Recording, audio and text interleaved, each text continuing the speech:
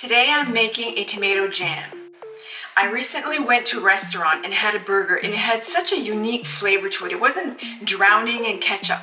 And when I looked at the list of what was on the burger, I saw something called the tomato jam. So of course the first thing I did is when I got home, grabbed a scientifically approved book and looked for a recipe for tomato jam. And guess what? I found one. So why this sudden interest? Well, this tomato jam was on a burger, and it wasn't drowning in ketchup or whatnot. It just had this subtle hint of tanginess with some savory to it and a little bit of sweetness. It was such a good complement to this burger. So I can just imagine the other uses of where you could use this, like on a cracker, with brie, on a charcuterie board. So the tomato jam is simple to make. All you need are a few key ingredients. So we're looking at these nice flavors. We've got some allspice, some ground cloves, some cinnamon, lemon zest, lemon juice, your tomatoes, and some sugar. And you're going to need as well a fruit pectin to make it all gelled together. So it's really simple to make. The first thing that needs to happen is you need to prepare your tomatoes. As you can see, mine are all done already. I was canning tomatoes this week after I had seen this recipe, and so I set aside, I think the recipe calls for 3 cups of prepared tomatoes. I think I have a little bit more, but we'll measure out later on when we're throwing all the ingredients together. So to prepare the tomatoes, what you have to do is you have to, of course, as usual, wash your tomatoes really well. You have to slice the bottom of your tomato, so you have to just make an X at the bottom of your tomato and then dip them in boiling water for 30 seconds to a minute to remove the peel, and then you just need to cut them up. So that's all there is to preparing your tomatoes. So we're going to pour our tomatoes in the saucepan. I do find, however, that my tomatoes are a little bit chunky, so what I'm going to do is I'm just going to run an immersion blender in them to break them up a little bit. And then after that, we just simmer them on the stove for about 10 minutes to cook them down a little bit. So I'm going to break them up first, just because I didn't really chop them up, I just kind of cut them up really big.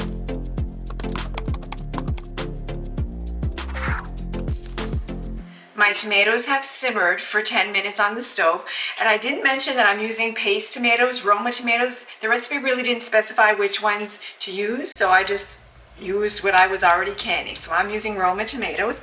And something else that I failed to mention as well is that I will be canning these. I will be preserving these so I can use all year long. So I've got my canner heating up in the back with my jars inside. And so now I need to put 3 cups of the prepared tomatoes in a larger saucepan. Now to the saucepan with my tomatoes, I'm going to add my spices, my lemon rind, and stir that together. Oh my goodness, the fragrance of adding those spices to the hot tomatoes. It's almost like fall flavors, like the cloves and the cinnamon and the allspice, and oh, it just smells incredible. So once you've got those ingredients well combined, you're going to be adding your bottled lemon juice. So remember, because we're going to be canning this, we need to use the bottled lemon juice. So adding the lemon juice. The ingredients will be listed in the description below, the exact amounts. And finally, before we bring to the stove top, we're going to be adding our pectin. So I have 57 grams of pectin. Then you add that in and stir well. And then we move everything over back to the stove top. Now, if you've ever made jam before, these next steps are pretty much the same as making jam. So we're going to heat up our tomato mixture with the spices, bring it to a boil. Once it gets to a hard boil, we're going to put in our sugar all at once. We're going to boil that hard for 1 minute, remove it from the heat, and skim the foam off the top exactly the same as when you're making jam. So let's get that going.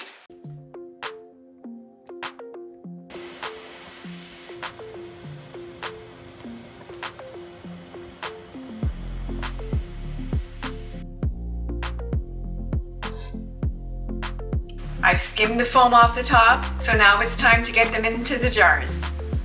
I have my jars heating over there in my canner.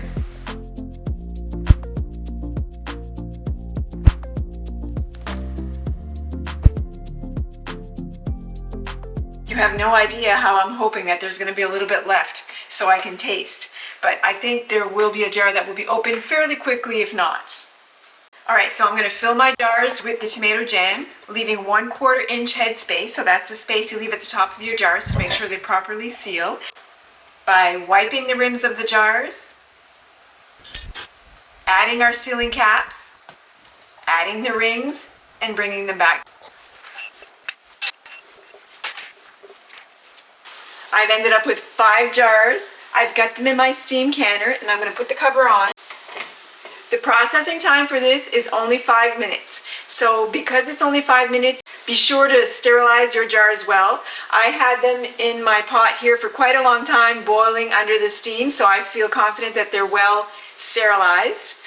Now I need to wait for the dial to get up into the green section for my zone here, for my altitude. Once that happens, I start the timer and I process this for 5 minutes. Once that 5 minutes is up, you have to wait another 5 minutes, leave the cover on for 5 more minutes, and then you can remove the cover and remove your jars. My request has come through. I did have some left over, and I'm not gonna lie, I may have already tasted it, and to say that it's delicious would be an understatement. It is so good and savory, incredible. I didn't really have any fancy crackers or anything, but I did find some kind of cracker and some very questionable brie that was in my fridge, so I get to taste it like this as well.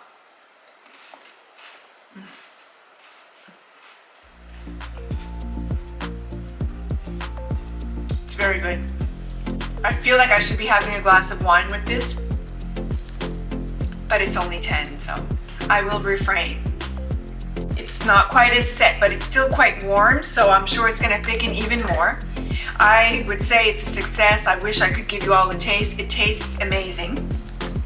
So be sure to let your jars sit for 24 hours. Don't touch them, don't move them around. Make sure to remove the rings once that 24 hours is up, because you don't want to store them with the rings on top. Right on top of your jar what you did prepare. I swear this will not last a year. I probably will be getting more tomatoes and making a second batch. Your jars will store in a nice, cool, dark environment for at least a year if it lasts that long. And I do hope you've enjoyed this video. I hope you enjoy my content. If you do, don't be shy. Give it a big thumbs up, subscribe. Be sure to check back again soon to see what other content I will have coming out. Not gonna lie, these aren't going to waste.